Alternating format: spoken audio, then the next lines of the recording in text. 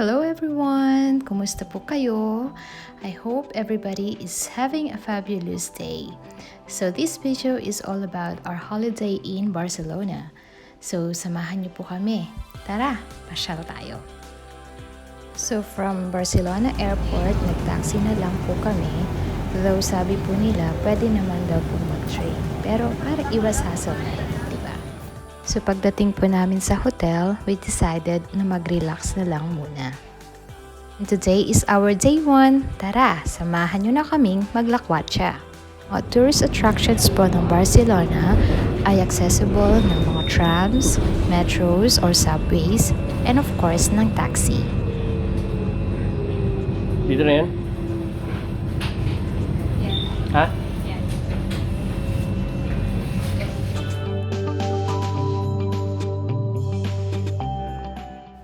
Our first stop is Castle de Montjuic, which can be accessed by the Montjuic cable car. Sumakay po kami dito. Pero bago po kami nakapunta doon sa station ng cable car, we also took the Montjuic funicular.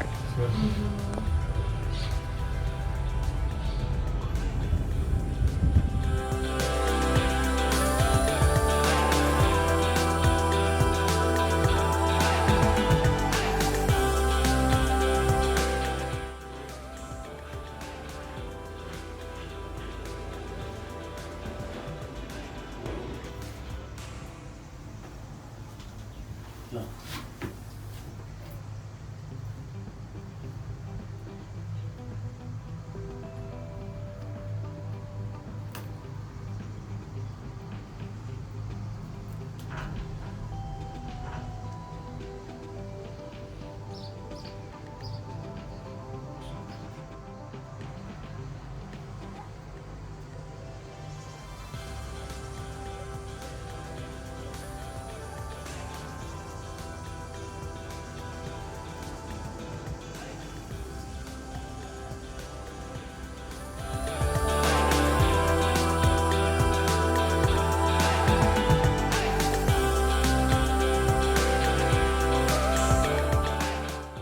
So let's go and see Castle de Montjuic. In the 19th century, ito daw pong Castle Montjuic became the main military prison in the city. Sabi po nila, maraming notable features were held in its dungeons. Kasama na dito ang ating hero and martyr of the Philippine War of Independence, si Jose Rizal.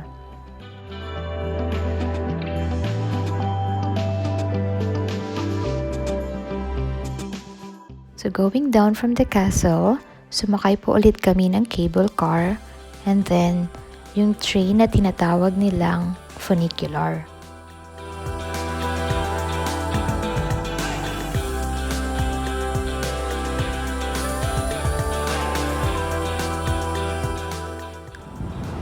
Our next stop is Plaza de España, and this is one of Barcelona's most important squares kung saan nagaganap ang mga international exhibitions nila.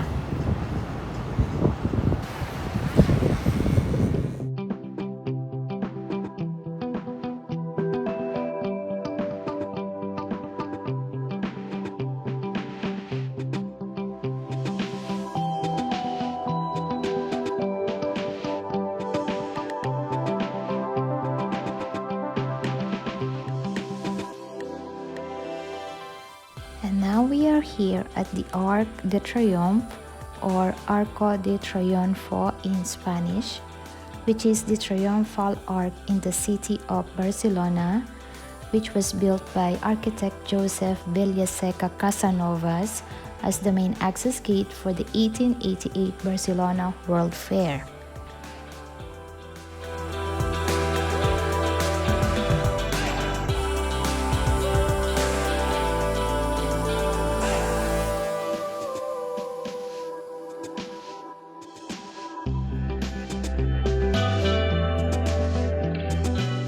Walking distance from Arc de Triomphe is the Parc de la Ciutadella, which is probably the greenest oasis in the megacity of Barcelona. Dito po kami nag-chill, nag-relax, nagkape, tumambay ng mga ilang oras din.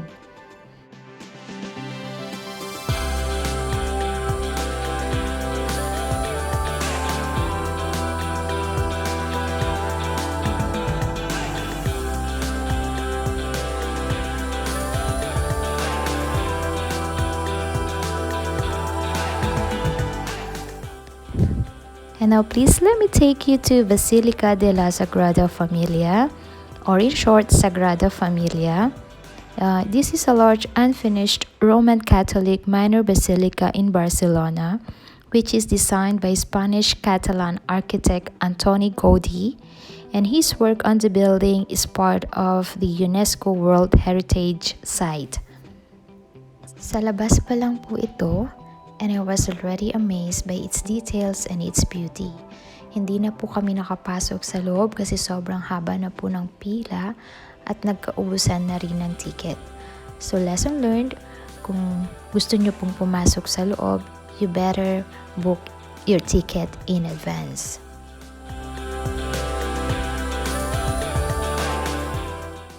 We started our day to having fun at Plaza de Catalunya, which is regarded as the most central-most point of Barcelona city center, and for many travelers will also be the main transport hub for their journey.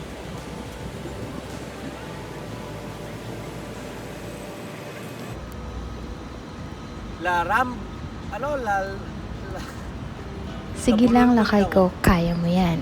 Pwedeng mabulol. And practice makes perfect. La Rambla.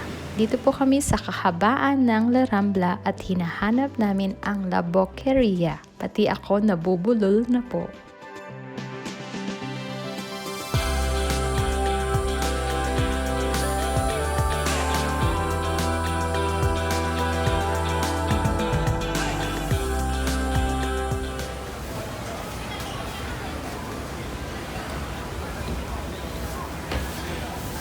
Hamon Serrano. Sarap na sarap po siya sa hamon serrano at nakalimutan na niya akong pakainin. Kaya sabi niya, etong choros na lang daw po ang para sa akin. And we also spent some time at Passeig de Gràcia, which is one of the major avenues in Barcelona and one of its most important shopping and business areas. Kaya kung shopping lang din naman ang hanap nyo, you better check this out. At dito rin po makikita ang Casa Mila, another building designed by the architect Antoni Gaudí.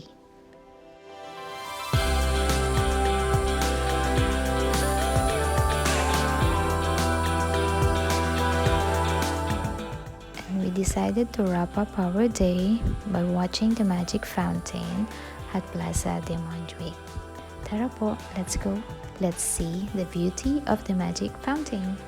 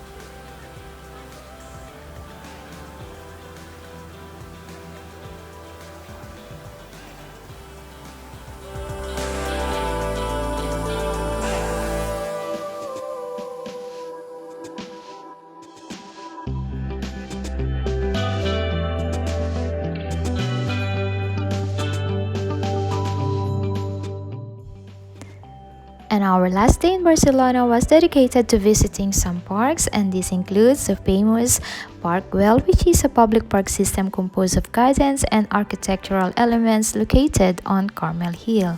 And this again is designed by the famous architect Antoni Gaudí and Josep Maria Jujol.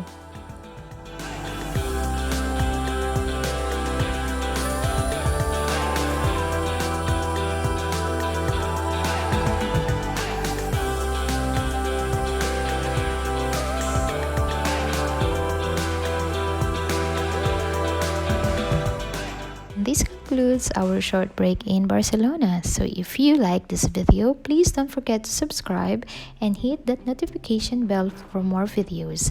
If you have any suggestions, please write them on the comment section below. Until next time, see you. Bye.